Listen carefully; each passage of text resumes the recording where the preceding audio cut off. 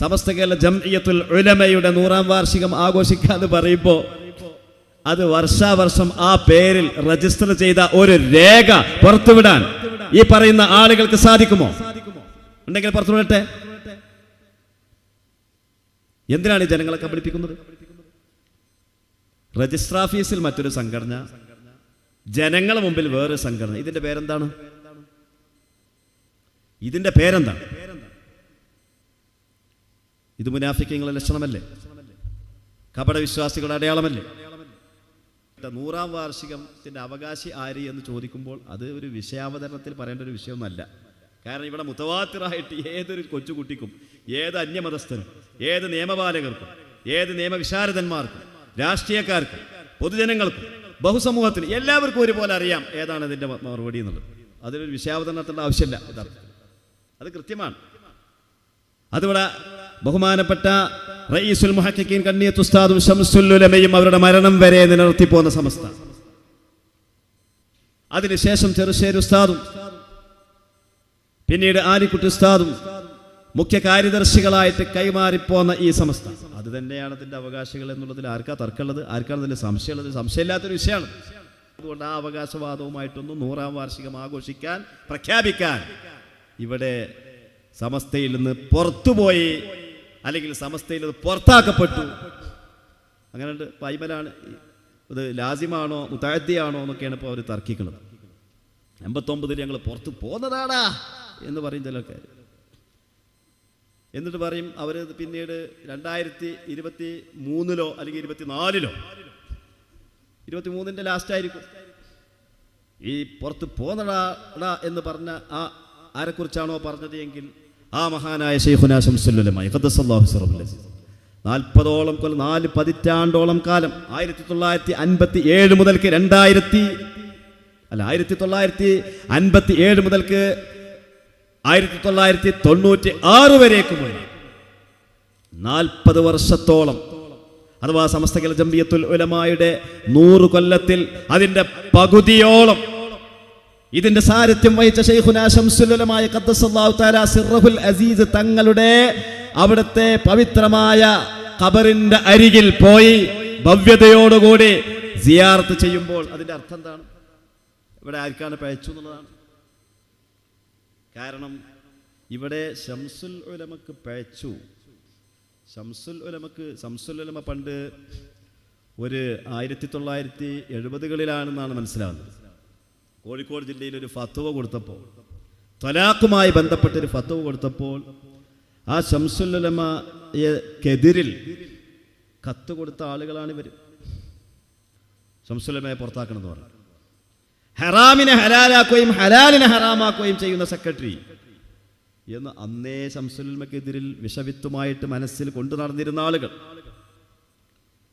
ആ ആളുകൾ പിന്നീട് അവസരം കിട്ടിയപ്പോഴാണ് പിളർന്നു പോയതാണ്. അപ്പോൾ അവർ 2023 ലാസ്റ്റിൽ അവർ വരക്കൽ മഖാമിൽ വന്നുകൊണ്ട് സിയാർത്ത് ചെയ്യുകയാണ്. ആരുടെ സിയാർത്ത്? ശൈഖുനാ ശംസുൽ ഉലമ ഖദ്ദസല്ലാഹു സിറഹുൽ അസീസ് തങ്ങളുടെ അവരുടെ സിയാർത്ത് ചെയ്യാം. അപ്പോൾ സിയാർത്ത് ചെയ്യുമ്പോൾ അതിൻ്റെ അർത്ഥം എന്താണ്? ഇത് സിയാർത്ത് ചെയ്യപ്പെടേണ്ട ആളാണെന്നല്ലേ? നോക്കൂ നിങ്ങൾ, ഈ പുസ്തകം ഏതാണെന്നറിയോ? ഇത് പൊന്മള അബ്ദുൽ ഖാദർ മുസ്ലിയാർ എഴുതിയ ത്വലാഖ് എന്ന് പറഞ്ഞ പുസ്തകമാണ്. ഈ പുസ്തകം പണ്ട് വളപുരം ത്വലാഖ് വിവാദത്തിൻ്റെ പശ്ചാത്തലത്തിൽ ഇറക്കിയ പുസ്തകമാണ്. ഈ പുസ്തകത്തിൽ ബഹുമാനപ്പെട്ട ശംസുൽ ഉലമ ഖദ്ദസല്ലാഹു തആല സിറഹുൽ അസീസ് തങ്ങളെ സംബന്ധിച്ച് എന്താണ് എഴുതി വെച്ചിട്ടുള്ളത്? ബഹുമാനപ്പെട്ട ശംസുൽ ഉലമ ഖദ്ദസല്ലാഹു തആല സിറഹുൽ അസീസ് തങ്ങളെ സംബന്ധിച്ച് എഴുതി വെച്ചത് എൻ്റെ പ്രിയപ്പെട്ട സഹോദരങ്ങൾ ആദ്യം ഒന്ന് മനസ്സിലാക്കണം. നോക്കൂ നിങ്ങൾ, ശംസുൽ ഉലമയെ പറ്റി എഴുതാണ്. സമസ്തയുടെ ഇതിലെഴുതാണ്, വളപുരം സംഭവത്തിൽ മുസ്തഫ എന്ന വ്യക്തി തൻ്റെ ഭാര്യയുടെ ഉമ്മയോട് എൻ്റെ മകളുടെ 3 ത്വലാഖും ചൊല്ലി എന്ന വാചകം കൊണ്ട് ത്വലാഖ് സംഭവിച്ചിട്ടില്ലെന്നും അത് ലഗ്വ് അഥവാ നിഷ്ഫലം മാത്രമാണെന്നും വാദിക്കുന്ന ചെറുശ്ശേരി ഉസ്താദ് അവസാനമായി തെളിവാക്കുന്നത് മാരായം കുന്ന് നിവാസിയായ കരിമ്പരക്കൽ മമ്മി എന്നൊരാൾ തൻ്റെ ഭാര്യയെ ത്വലാഖ് ചൊല്ലിയത് സംബന്ധിച്ച് 6/7/91 ഇ കെ അബൂബക്കർ മുസ്ലിയാർ നൽകിയ ഒരു ഫത്വയാണ് തെളിവാക്കുന്നത് ചെറുശ്ശേരി ഉസ്താദ്. എന്നിട്ട് അതിൻ്റെ സംക്ഷിപ്തം ഇപ്രകാരമാണ് എന്ന് പറഞ്ഞിട്ട് അടുത്ത പാരഗ്രാഫിൽ അത് പറഞ്ഞതിന് ശേഷം പിന്നെ പറയാം. മുത്താലിമികൾ ശ്രദ്ധിക്കണം, ഈ കാര്യങ്ങളൊക്കെ നമ്മൾ മനസ്സിലാക്കണം. ശംസുൽ ഉലമയെ സംബന്ധിച്ച് എന്താണ് ഇവർ അന്ന് 89-ൻ്റെ പശ്ചാത്തലത്തിൽ ആക്ഷേപിച്ചത്? ഞാനൊക്കെ അന്ന് ചെറുതാണ്. അപ്പോൾ നമ്മളൊക്കെ അന്ന് ചെറിയ LP സ്കൂളിലോ അല്ലെങ്കിൽ UP സ്കൂളിൻ്റെ തുടക്കത്തിലൊക്കെ ആയിരിക്കും എന്നാണ് ഞാൻ മനസ്സിലാക്കുന്നത്.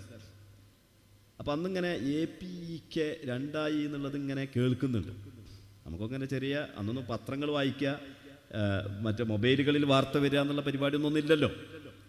ഇങ്ങനെ അങ്ങാടിയിൽ പത്രം വായിച്ച് വീട്ടിലേക്ക് വരുന്ന ആളുകളിൽ നിന്ന് കിട്ടുന്ന വിവരം മാത്രമാണ് നമുക്ക് കിട്ടുക. അപ്പോൾ നമ്മൾ ചെറിയ കുട്ടികളാണ്. അപ്പോൾ എന്താണ് സംഭവം, എന്താണ് ഇവിടെ സംഭവിച്ചത് എന്നതിനെക്കുറിച്ച് ഞാനൊക്കെ ജിജ്ഞാസയോടുകൂടി മുതിർന്ന ആളുകളോട്, അത് SSFൻ്റെ ആൾക്കാർ, അവരോട് നമ്മൾ ചോദിച്ചു. അപ്പോൾ അന്ന് അതിൽപ്പെട്ട ഒരാൾ എന്നോട് പറഞ്ഞ മറുപടി ഇപ്പോഴും എനിക്ക് ഓർമ്മയുണ്ട്. EK വഹാബിയായി എന്നാണ്. EK വഹാബിയായി.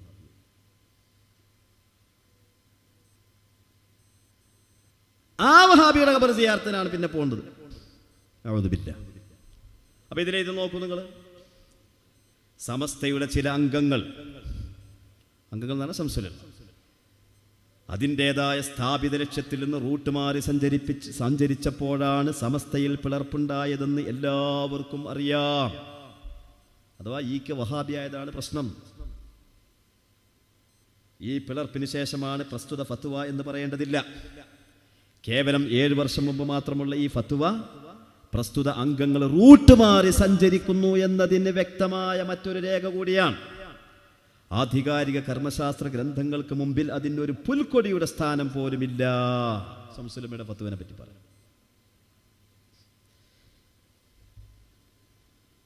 ശംസുൽ ഉലമയുടെ ഫത്വനെ പറ്റി പറയാം.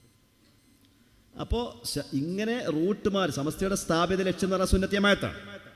ആ സുന്നത്ത് ജമാഅത്തിൽ നിന്ന് റൂട്ട് മാറി വഹാബിയായി എന്ന് തന്നെ പറഞ്ഞ ആൾക്കാർ അക്കൂട്ടത്ത് അന്നത്തെ കാലത്ത് പറഞ്ഞ് നടക്കുന്നത് നമ്മൾ കേട്ടതാണ്. നമ്മളന്ന് ചെറിയ കുട്ടിയാണ്. അപ്പോൾ ബുലൂഗിന് മുമ്പ് കേട്ട കാര്യങ്ങൾ പിന്നെ ബുലൂഗ് ആയതിനു ശേഷം പറഞ്ഞാൽ അത് റിവായത്തിന് പറ്റൂലേ? അതൊക്കെ നമ്മൾ നുഹബിയിലൊക്കെ ഓതുന്ന വിഷയങ്ങളാണ്. അതിലേക്ക് ഇപ്പോൾ നമ്മൾ പോകില്ല. പ്രായപൂർത്തിയാകുന്നതിന് മുമ്പ് കേട്ട കാര്യങ്ങൾ പിന്നെ പ്രായപൂർത്തിയായതിനു ശേഷം റിപ്പോർട്ട് ചെയ്താൽ ആ റിപ്പോർട്ടിൻ്റെ വിധി എന്ത്? അത് മുത്താലിമീങ്ങൾ പഠിക്കുന്ന വിഷയമാണ്. അതവിടെ ഇരിക്കട്ടെ. അപ്പം അങ്ങനെ റൂട്ട് മാറി സഞ്ചരിച്ച ആൾ, സുന്നത്ത് ജമാഅത്തിൽ നിന്ന് വഴിമാറിപ്പോയ ആൾ, അവരുടെ ഖബർ സിയാറത്തും നല്ല ശ്രദ്ധിക്കണം. അപ്പോൾ നമ്മളെ ആൾക്കാർ ചോദിച്ചു, ഇപ്പോഴത്തെ കാലത്ത് ഏതൊരു കാര്യം സോഷ്യൽ മീഡിയ വിചാരണ ചെയ്യുമല്ലോ. അപ്പോൾ നിങ്ങളല്ലേ പറഞ്ഞത് ഇറങ്ങി പോന്നടാടാ എന്ന് പറഞ്ഞിട്ട് റൂട്ട് മാറി സഞ്ചരിച്ച ആൾ എന്ന് ആക്ഷേപിച്ച ആ ആളുടെ ഖബറിങ്കൽ ഭവ്യതയോടുകൂടി പോയിട്ട് അവിടെ നിന്നിട്ട് സിയാറത്ത് ചെയ്യുമ്പോൾ അതിൻ്റെ അർത്ഥം എന്താണെന്ന് നമ്മൾ ചോദിച്ചിരുന്നു. പല ആളുകളും ചോദിച്ചിരുന്നു. നമ്മൾ ചോദിച്ചു എന്ന് പറഞ്ഞാൽ പല ആളുകളും ചോദിച്ചു. അപ്പോൾ അതിന് മറുപടി ഒരാൾ ആളെ പേരൊന്നും ഇപ്പോൾ നമ്മൾ പറയണ്ടല്ലോ. അതിന് മറുപടി ആയിട്ട് പറഞ്ഞ എന്താണ്? ഷാഫി ഇമാമും അബു ഹനീഫ ഇമാമിൻ്റെ ഖബറിങ്ങ പോയിട്ട് സിയാറത്ത് ചെയ്തില്ലേ? ഇന്നീല അതബറകു ബി ഖബരി അബി ഹനീഫത്ത. ഞാൻ അബു ഹനീഫ ഇമാം എന്ന് പറഞ്ഞാൽ എന്നാ വഫാത്താണിത്? ഷാഫി ഇമാം ജനിക്കണത് ഹിജറ 150-ലാണല്ലേ? ഷാഫി ഇമാം ഹിജറ ജനിക്കണത് 100. ആ വർഷത്തിൽ തന്നെയാണ് അബു ഹനീഫ ഇമാം മരിച്ചും പോയിട്ടുണ്ട്. അപ്പോൾ അബു ഹനീഫ ഇമാമിന് ഷാഫി ഇമാം കണ്ടിട്ടല്ല. പക്ഷേ ഷാഫി ഇമാം അബു ഹനീഫ ഇമാമിന്റെ ഖബറിങ്ങൾ പോയിട്ട് ബർക്കത്തെടുക്കും. എന്തെങ്കിലും പ്രശ്നങ്ങൾ 2 റക്അത്ത് സുന്നത്ത് നിസ്കരിച്ചിട്ട് അവിടെ പോയിട്ട് ബർക്കത്തെടുക്കും. എന്നിട്ട് അധികം താമസിയാതെ തന്നെ ഷാഫി ഇമാമിന്റെ ആവശ്യങ്ങൾ നിറവേറ്റപ്പെടും എന്ന് ഷാഫി ഇമാം പറയുന്നുണ്ട്. അപ്പോൾ അവിടെ കുനൂത്ത് ഓതണോതല്ലേ? ഷാഫി ഇമാമും അബു ഹനീഫ ഇമാമും തമ്മിൽ വീക്ഷണ വ്യത്യാസമുണ്ട്. സുബഹിക്ക് കുനൂത്ത് സുന്നത്തുണ്ടോ? ഷാഫി ഇമാം പറയുന്ന സുന്നത്തുണ്ട്, അബു ഹനീഫ ഇമാം പറയുന്ന സുന്നത്തില്ല. അപ്പൊ വീക്ഷണ വ്യത്യാസം വന്നില്ലേ? വീക്ഷണ വ്യത്യാസം വന്നാലും സിയാർത്ത് എന്താ ചെയ്തൂടെ? ഷാഫി ഇമാം സിയാർത്ത് ചെയ്തില്ലേ എന്നാണ് ചോദ്യം. അത് നല്ല ചോദ്യം. അതെന്ത് ചോദ്യം? ഇറങ്ങി പോകുന്നതാണിത്. ഷാഫി ഇമാം അബു ഹനീഫ ഇമാമിനോട് പറയാടാ ഞാൻ ഇറങ്ങിപ്പോന്നതാണടാ എന്ന് പറഞ്ഞിട്ട് പിന്നെ അവിടെ സിയാർത്തിനല്ലോ. എന്ത് വർത്താനാണ്? അല്ലേ പുറത്താക്കിയത്? കുനൂത്തിൽ അഭിപ്രായ വ്യത്യാസം പോലെയാണോ അപ്പോൾ അത്? അതേ സമയത്ത് ബഹുമാനപ്പെട്ട ഹസനുൽ ബസരി റളിയല്ലാഹു തആല അൻഹു ബഹുമാനപ്പെട്ടവരുടെ സദസ്സിൽ നിന്ന് മുഅ്തസിലികളെ പുറത്താക്കി. അകന്നുപോയി, വിട്ടുപോയി. ഇറങ്ങിപ്പോയി. ആ ഇറങ്ങിപ്പോയ ആള് പിന്നെ ഒന്ന് സിയാർത്ത് ചെയ്യുമ്പോൾ അതിൻ്റെ അർത്ഥം എന്താണ്? വാസിൽ ബിൻ അത്താവ് പിന്നെ വന്നിട്ട് സിയാർത്ത് ചെയ്യുകയാണെങ്കിൽ അതിൻ്റെ അർത്ഥം എന്താണ്? അത് വേറെയാണ് അർത്ഥം. അപ്പൊ കർമ്മശാസ്ത്രപരമായ ഭിന്നിപ്പും എന്നിട്ട് പിന്നെ അവർ തമ്മിലുള്ള ബഹുമാനവും ഈ പറഞ്ഞതും തമ്മിൽ ഒരുപോലെയാണോ? ഇവിടെ നിങ്ങൾ സുന്നത്ത് ജമാഅത്തിൽ നിന്ന്, സമസ്തയുടെ രൂപീകരണ ലക്ഷ്യത്തിൽ നിന്ന് വഴിമാറി സഞ്ചരിച്ചു എന്ന ആരോപണം ഉന്നയിച്ചുകൊണ്ടാണ് പുറത്തുപോയത്. ആരോപിക്കപ്പെട്ട മഹാനായ ശൈഖുനാ ശംസുൽ ഉലമായി ഖദ്ദസല്ലാഹു സിർറഹുൽ അസീസ് ബഹുമാനപ്പെട്ടവരുടെ ഖബർ അവിടുത്തെ മഖാമിൽ വന്നിട്ടാണ് സിയാറത്ത് ചെയ്യുന്നത്. അതെങ്ങനെ? ഷാഫി ഇമാമിന്റെ ഖുനൂത്തിന്റെ മസലയും അബൂ ഹനീഫ ഇമാമിന്റെ ഖബറിങ്ങ പോയിട്ട് സിയാറത്തും അതുമായിട്ട് എന്ത് ബന്ധമുള്ളത്? അപ്പോൾ ഇവിടെ 100-ാം വാർഷികന്റെ വിഷയത്തിലേക്ക് ചുരുക്കുകയാണ്. സമസ്ത കേരള ജംഇയ്യത്തുൽ ഉലമ 2006 അതിന്റെ 100-ാം വാർഷികം പ്രഖ്യാപിച്ചു. എന്നാ പ്രഖ്യാപിച്ചത്? 2016 പ്രഖ്യാപിക്കുന്നത്. 90-ാം വാർഷിക ഘട്ടത്തിൽ ആരാണ് പ്രഖ്യാപിക്കുന്നത്? മഹാനായ സയ്യിദ്